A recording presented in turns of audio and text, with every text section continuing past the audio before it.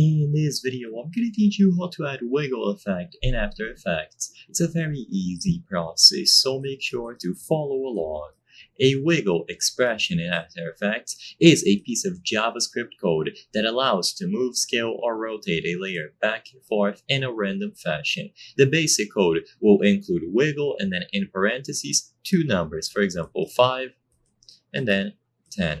So this is how it works in actuality. The first number will determine the number of times your layer will wiggle per second. So in this example, it will move 5 times per second. And the other number will dictate how many pixels up and down on the X and Y axis it is going to move. So you can make it more jittery, more random, you can make it move a lot, and so on. To do this and add the wiggle expression in After Effects, choose a specific layer, text, or image, and then press P. This will show the position. Now press Alt or click on the stopwatch icon for that specific position on the layer that you selected.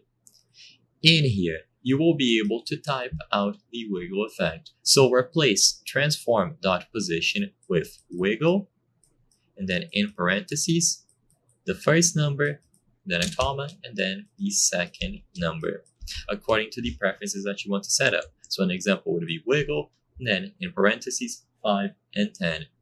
Now, the wiggle expression will take effect according to these rules here. The number of times that the layer will wiggle per second, so the higher this is, the more wiggles it's going to have in a short period of time, and how many pixels it's going to move up and down in the X and Y axis. So it can be more jittery, it can move only a little bit, and you can set it up according to your preferences. I hope I was able to help you on how to add wiggle effect in After Effects. If this video helped you, please be sure to leave a like and subscribe for more very easy tips. Thank you for watching.